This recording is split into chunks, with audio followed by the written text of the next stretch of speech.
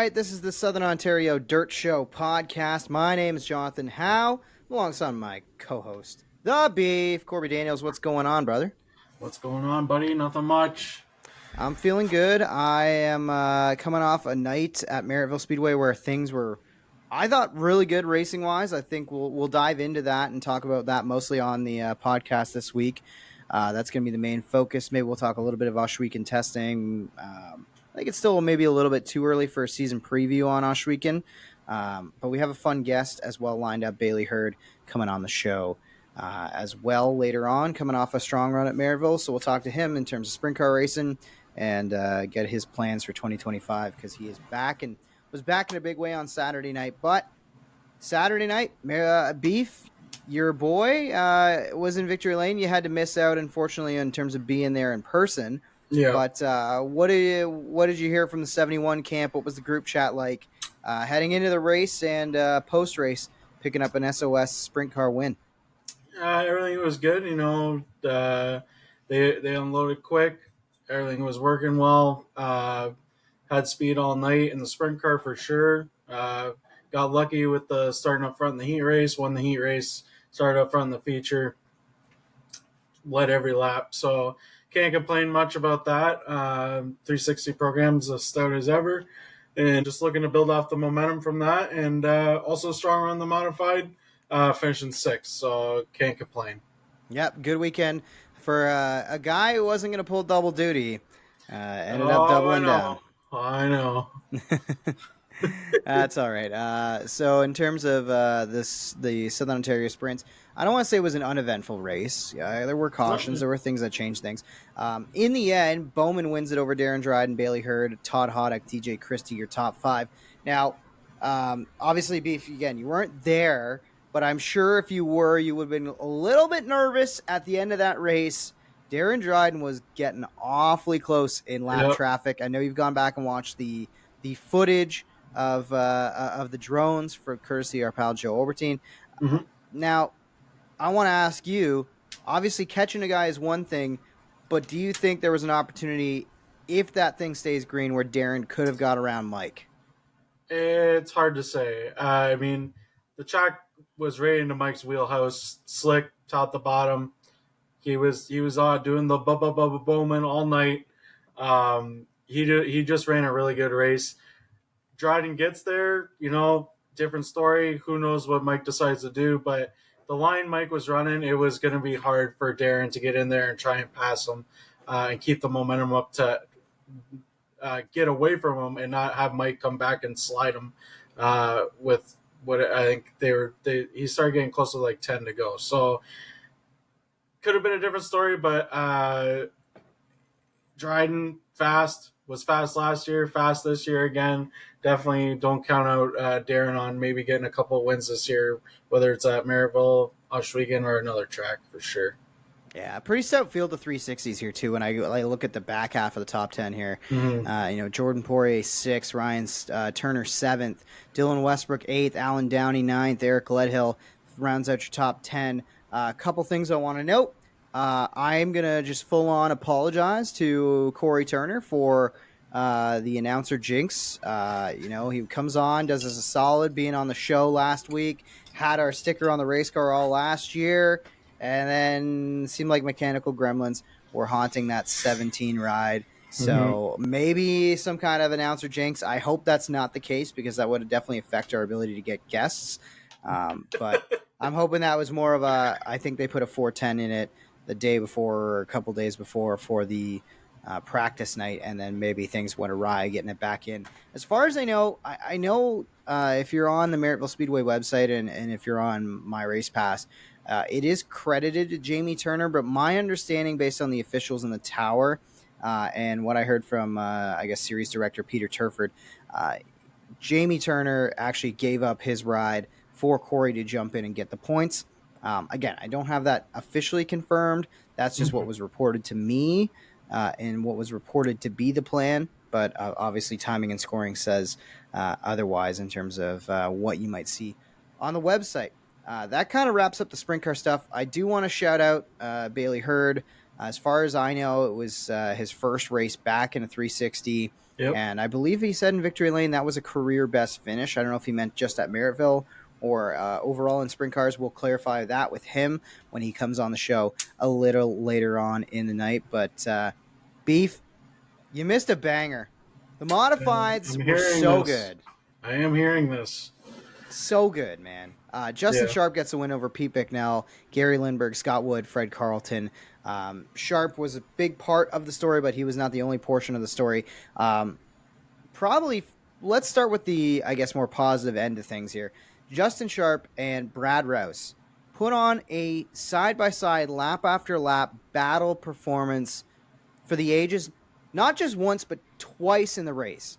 The first time was when they were battling over second spot, chasing down leader at the time, Jacob Dykstra. And then after he has his troubles, which we'll get into in a second, it becomes a battle for the lead on the restart. And Sharp and Rouse raced each other side by side, gave each other plenty of room, no mistakes. Nobody hit the inside guardrail. Nobody came down, nothing like that. Plenty of space was given, just hard wheel-to-wheel modified action. And if you have a chance, go back and watch this one on the drone cam, folks, if you're listening, if you missed out, because it was one of the finer performances that I've ever seen. And, of course, we get kind of robbed of the ultimate conclusion of it. I do believe Justin Sharp was able to clear Brad Rouse, start to extend things out, and then something went awry. I haven't heard from the Rouse camp in terms of what the issues might have been. I'm hoping to maybe stop by the trailer on the next coming Saturday night to see if I can get to the bottom and hear why Brad had to pull off with, I think it was maybe 3 to go or maybe 6 to go, and cut that battle short for the win. But man, what, like, just great stuff, Beef. I'm telling you, it doesn't get better than cars going side by side, lap after lap. How else would you define what is a great modified race? No, yeah, definitely. I mean, it's good to see that, especially after the first week. When we had everyone was knocking the rust off, we had a lot of cautions. To see, hear that Brad and Justin ran side by side, no altercations, no nothing happened. Awesome to see. That's the way it should be every week. You should be able to run side by side like that, and especially guys like that where Brad and Justin have so much experience racing modifieds. It's awesome to hear that that's the way the race went for sure. Yeah, it was great stuff. So one more kind of shout out that I wanted to give is Gary Lindbergh, who had himself a great night driving up from 12th starting spot, gains 9 spots to finish third in a very smooth drive. Like every time I looked up at the 37S, he was fast first and foremost, but I think the thing that made him so fast was how just smooth he was on the exit of the corners. Like, sometimes you kind of see a guy get out of 4 especially, but even 2, and you see them maybe fight the wheel a little bit. They've got to kind of fight the car to get things straight, get things hooked up, and head down, put the power down, right? It just seemed like Gary was on rails in terms of how smooth his car looked. I'm sure if he had a bit more track position at the start, maybe the cautions fall a different way. Maybe he's able to get up there and steal a win away late. But in terms of just overall speed, both myself and track owner Don Speece we were up in the tower and we were looking at each other side by side. Like, I can't believe how fast that 37S is and how smooth it looked. Right. So great drive out of Gary Lindbergh. That was really, really impressive to watch. Great rebound for Pete Bicknell, who got a ton of damage in week 1, found himself involved in a few incidents, come back, finish second. Big night for Pete. And I do have to give a shout out to Jacob Dykstra, who was bad fast to start the night. But things kind of start to go all kinds of wrong. I think it's lap 18. Now, Beef, I have never tried this on the podcast. This is a new thing that we can potentially use if it all goes to the way I'm planning. Okay. I've never tried to screen share and put video up and get some live reaction from my co-host. Yeah. Let's try this. Okay. So for all you audio listeners out there, make sure you go to the YouTube if you want to see my live reaction to this. Yeah, so if I throw it in, let's throw it in theater mode. I think that's probably the best way to do this.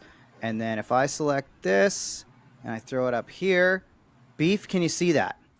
I can see it. Yes. Okay, hopefully this is cool. Hopefully our audience can as well. Okay. Now, what I'm going to do is I'm going to play this for you here. Let's see. Where's the best way I can throw this? Let me just throw this over here. Let's see what happens to Jacob Dykstra, the 5D, who is leading the race. So we're going to be watching down into turn number 1, the battle right here. Yeah. And caution. So right there, Jacob Dykstra is trying to make a pass on Dylan Davidson to put Davidson down a lap. Okay. I think at this point he's got a pretty comfortable margin out the backside. At this point, Sharp and Rouse, I think we're still battling for second, but they were starting to kind of eat back into that lead while Jacob was going through lap traffic. So I can for sure see the desperation now. I think Joe gives us a little bit of a zoom in here. So let's keep going with the replay. Let's see if we get a zoom in here. I think we do. Yeah. Right here. So a couple things there that I would like your opinion on.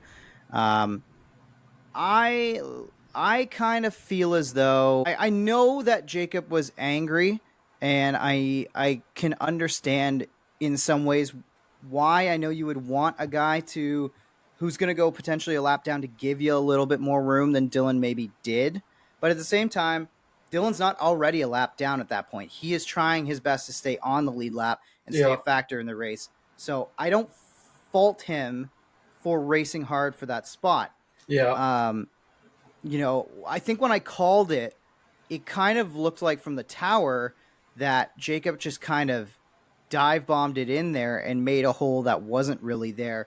Now that I have had a chance to watch the replay, I do see kind of what Jacob was going for. My question to you, Beef, is what do you make of this incident, and do you think there is blame, or is this just a race and deal? I'm going to say, a couple of things. I'm going to say they're both going into turn 1. Dylan gets the car set and is aiming to go run the bottom or just off the bottom. And Jacob is behind him at that point when he gets the car set. He's not up in beside Dylan where Dylan can clearly see that Jacob is there. Now, Dylan been racing a long time, so is Jacob. Dylan would be able to probably hear that there's a car coming on the inside, not necessarily that he saw there's a car on the inside. But I do believe, from watching that video, I would place a little bit of blame maybe on Dylan on cutting down to the bottom a little bit too hard, but I also place blame on Jacob for sending it in there so hot. If he would have just backed up his corner just a little bit, let Dylan get to the bottom, and then try to let Dylan wash up a little bit, because obviously Dylan wasn't running the best if you were coming up to lap him. Mm-hmm. So if he could get through that corner and Dylan just moves up off the bottom coming down the back straightaway, and Jacob had the speed, he could have probably blown right by him on the backstretch and been by him. So I blame a little bit on each guy. Mostly you need to just chalk this up to a race and deal in my eyes. I think that's a fair take. A couple things on the Jacob side of thing that I thought about. Obviously, we know Jacob Dykstra's got a lot of experience on dirt. Obviously, a very dominant driver when it comes to crate sprints, and some of the sprint car starts that he's had have been very, very impressive, obviously. We know what he can do in that car. Mm-hmm. Modifieds are a whole different animal, and I don't know Jacob to be a regular modified guy. I've seen him race modifieds here and there. I think he probably ran maybe half a season, maybe a quarter of a season with us last year. Definitely made some spot starts, but wasn't a regular necessarily in the modifieds at Merrittville last year. So he is not, to my knowledge, been in this situation all that often in terms of leading a race and how to manage that race on a modified. Obviously, you've done it in a sprint car, but maybe you can correct me if I'm wrong based on, some of the modified guys that you've worked with and sprint car guys you've worked with. But when I examine sprint car versus modified, I feel like in a sprint car, the level of danger, so to speak, is so much higher that you are more willing to, if you're not sure about what's below you, or if you're up already kind of committed higher on the racetrack, you're not going to dive down to take a almost bottom lane or a bottom lane like we saw Davidson do there, because if God forbid somebody does shove it in there, it Yeah. could be disastrous for not just you, but for him as well. So Yep. it seems like in terms of racing etiquette and how you would manage yourself in your own track position, a pass like that wouldn't necessarily be made. Whereas also, if you're a leader like Dykstra and those are crate sprint cars, I feel like Dykstra knows that he probably has room to make that maneuver, and the Mm-hmm. guy is going to the give you the lane, give you the Yeah. spot, whatever, right? Yeah. Whereas again, modifieds, you can make a little bit more contact. You can cut a guy off. It's kind of the deal. Either Yeah. on exit or on entry, you got to cut across that guy's nose and hope he lifts. Yeah. Otherwise, it's gonna wad up, and that's kind of how you Yep. make a pass. So I think from that standpoint, I'm not going to sit here and say it's a bad habit, but I think it's just one of those things you have to learn about modifieds when you come from the sprint car world in terms of how you're going to make passes like that. And then I think the 100%. other thing is, we're only 2 races in to the year. Race management and race craft has not been exercised fully or not in game shape the same way you would be on week 8 of the season or week Yeah. 12 or 14 or whatever it might be. I just think if Jacob had a chance to do that over again, I think he would be a little bit more patient, probably. I think so So, too. Yeah. right? It's definitely like, yeah, comparing the sprint cars to the modifieds, sprint cars, you need to show way more etiquette because those things will just, you touch the littlest bit and you're going for a ride. Where a modified, big go kart with bumpers, pretty much. Like, you can get in there, bump the guy out of the way, push him up the track, and both of you still be fine and still be able to race. So it's a lot of that where I feel like Jacob goes from having a sprint car where he knows he can't really touch to now he's got this big car, lots of body on the outside. He sees that and says, "Oh, maybe I can put myself in these situations and be able to come out okay." As compared to if I was in a sprint car, I would be loading up and have a wrecked race car already. That's a good point too. On the leader side of things, is he can have a little bit more confidence, right? But Mm-hmm. it's just one of those early season racing deals. It's a real shame because Dykstra was bad fast that night. Yeah. Absolutely deserved to win that race the way he was running out in front. I would have loved to see if Sharp and Rouse had settled themselves down, if he would have been able to, if either of those drivers would have been able to run down Jacob. Mm-hmm. Yeah, just one of those racing deals. So for anybody That was cool with watching, the listening, video. yeah, Hopefully we can start using that because that was pretty cool. yeah, and I Yeah. hope it worked for everybody Yeah. listening and watching. Obviously, this is pre-edit, so I haven't Yeah. seen how it's going to look or be posted. Hopefully, that view and everything works out great for the video podcast element of this thing. Mm. If it does, and you have a thought or an opinion on this particular issue, feel free to leave it in the comments. You can DM us, of course, at SODS_POD. Or like I say, leave a comment on the episode on Spotify, on YouTube, or even email the show. If you're old school and you want to email, we have an email. It's Yeah. it's Southern Ontario Dirt Show at gmail.com. Forget social media, they moved that up there, right? So Yeah. let's just round out the rest of the night from Merrittville Speedway. Give a couple shout outs to the rest of the winners here as well. Hoosier Stocks back-to-back for the Fawns. Jason Fontaine, great rebound from Dave Bailey to finish second. Yep. Mark Fawcett started on pole, looked pretty stout at one point. He had some great battling with Kyle Pellerine, who finished fourth, and Zach Bleach rounds out your top 5. I would get pretty used to those 5 being your top 5 more often than not in the Hoosier Stocks.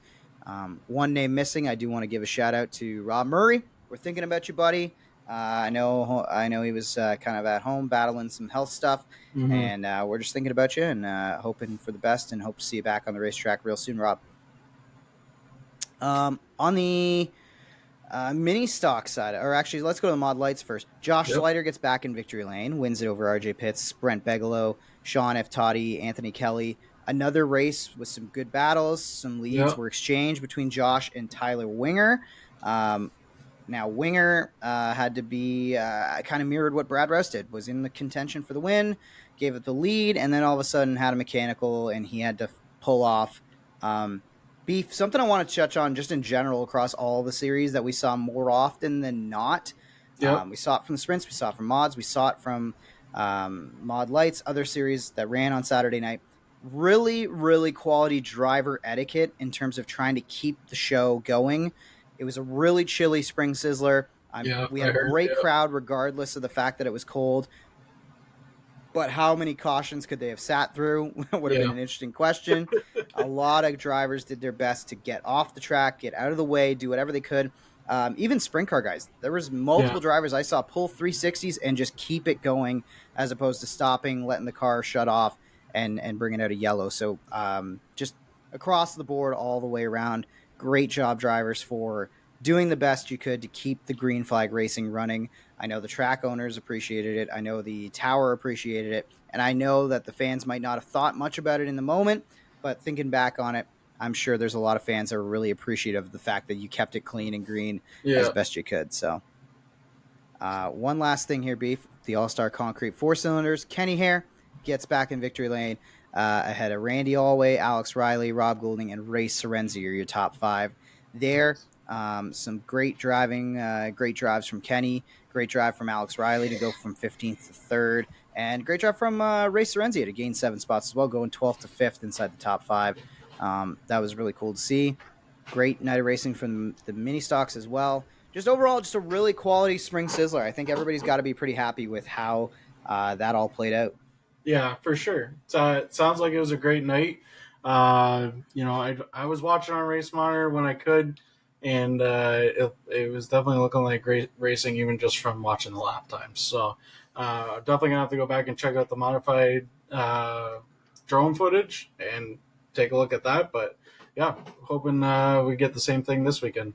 Yeah, that'd be awesome, right? So with that, Beef, I'm going to do I think we've hit plug a clock here, so I'm going to plug a couple things. Main thing that I want to push, if you're a fan of rock music and rock bands and you want to support local music and local rock bands, I'm in one. We're called Green, White, Checkered, and we are playing at the Bank Art House in Welland coming up May 9th. It's a Friday night. Come to the venue. It's a great space, really cool venue. I got to visit there earlier last week. Picked up some posters and some tickets. I do have hard copy tickets. They look really cool, actually. They're like branded with our band and everything. So check that out. They're up $20. If you see me at the racetrack, I will bring the tickets. Please buy a ticket. Come see a show. It'd be really cool to have my my race world and my my rock world collide for a night, especially in Welland, where I know so many folks from Merrittville reside or are close by to it. So appreciate that. If you aren't coming out to a racetrack and you just want to buy a ticket, you can follow at Green White Checkered Band and DM us there, or just DM me personally at Jonathon on air on whatever social media you interact with me. Beef, what have we got going on Dirt Beers this week? Dirt Beers, we have a very, very exciting guest coming up next week. More details will be coming out on that, but make sure you tune in. Follow Dirt Beers on Instagram at dirt.beers. We now have a Facebook. Follow Dirt Beers on Facebook. Always check out the YouTube channel, the Dirt Beers Podcast. And let us know what you think and what you want to see maybe more of. And if you're interested in anything going on with the big dirt racing series, that's the place to see me and John's opinions on it and see some really cool interviews.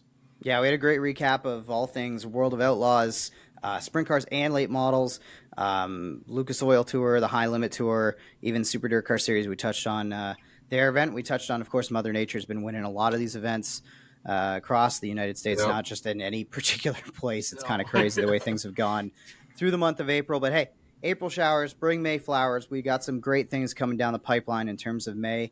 And we got a great guest coming on. Baily Heard is going to join us, and we're going to catch up with him and see what he was up to for the last year. No starts to his name in 2024. Comes out of the gate real strong in 2025. Baily Heard is our guest. Coming up next on the Southern Ontario Dirt Show podcast. All right, joining me now on the show, we've got Baily Heard coming back to the world of sprint car racing and coming back to the world of the Southern Ontario Dirt Show podcast. My fellow Niagara Falls native, how is it going, brother? Yeah, it's going really well. Been excited to get back in the car and pretty decent weekend, so that definitely helped out for sure.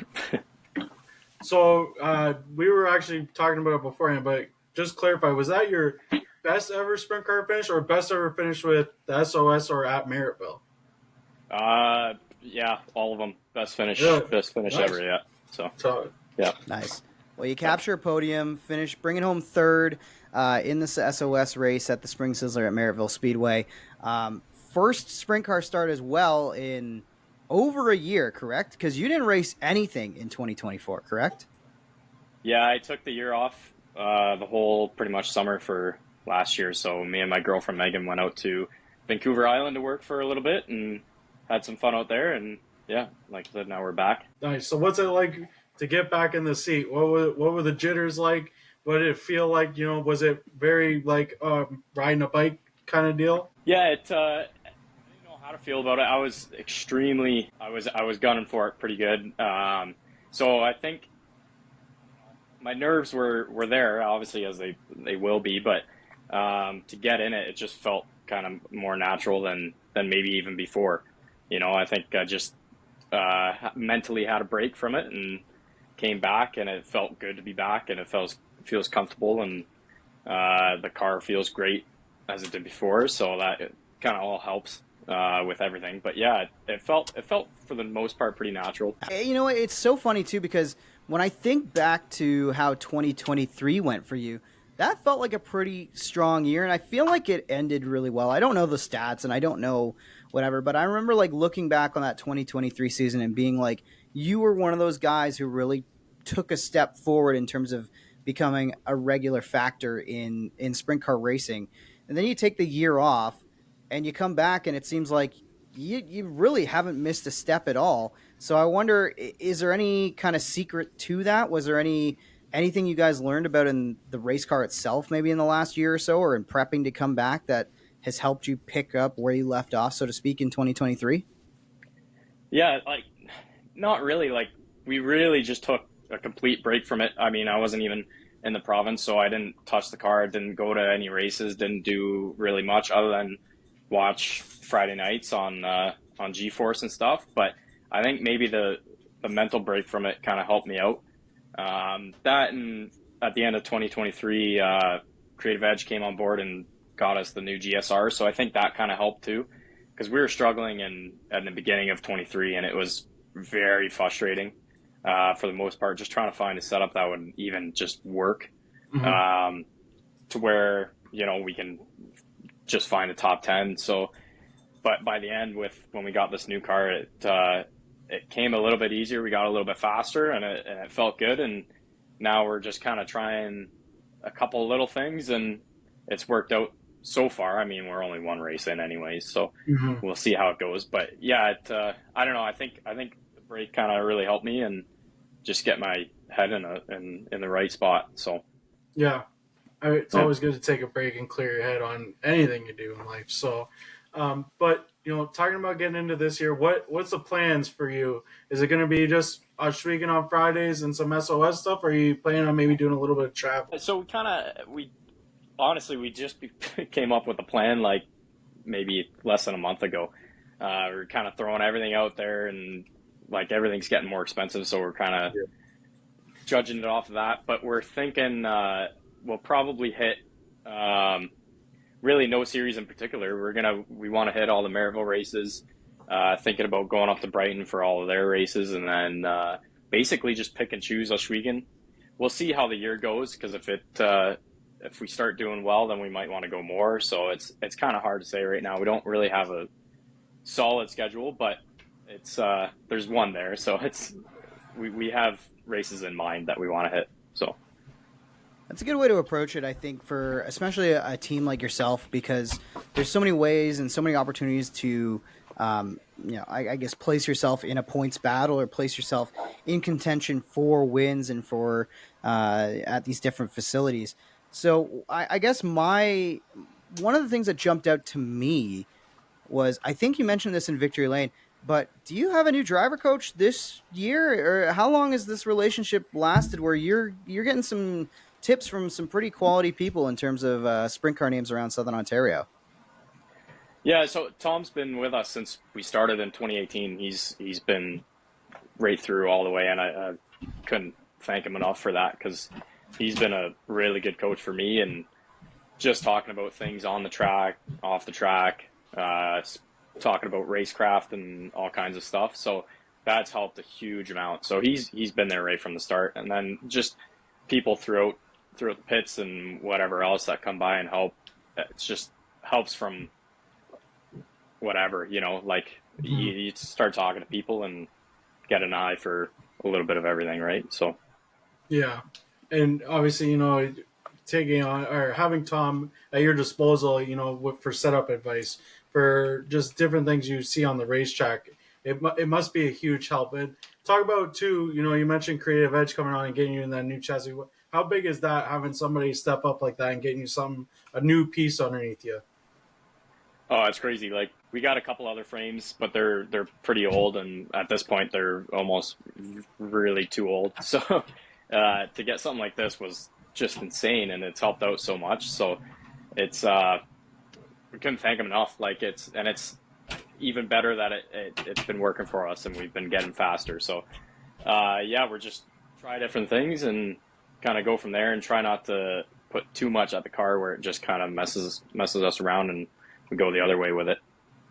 So I want to know from a coaching standpoint, because I feel like all of us have probably had a coach in our life at some point or another. Hockey-wise, I can remember more than a few coaches, one of them being my dad too, so I know what that experience is like. Yeah. Has there been a moment for you where Tom Hoopinen's kind of, I don't want to say chewed you out, but has there been a moment where you're like, having a coach maybe isn't for me, or I'm like, I don't want to listen to this right now? No, I think you have differences, but I listen to everything he says pretty much, and try doing it any way we can. And like you have good nights and you have bad nights, right? But most of them are good. So the bad nights are make it hard, but you learn off of that, right? And you move on. So when we have a night like we did on Merrittville, it feels good to get it for them, because they've been around for so long, and there's been, like I said, plenty of not so fun nights that they've been around for. So it feels good to kind of get a decent one for them and see the progress starting to start. So talking about Merrittville last Saturday, take us through your night on Saturday. What did it look like? How did you unload? How was your heat race? And then take us through the feature and that strong top 3 finish.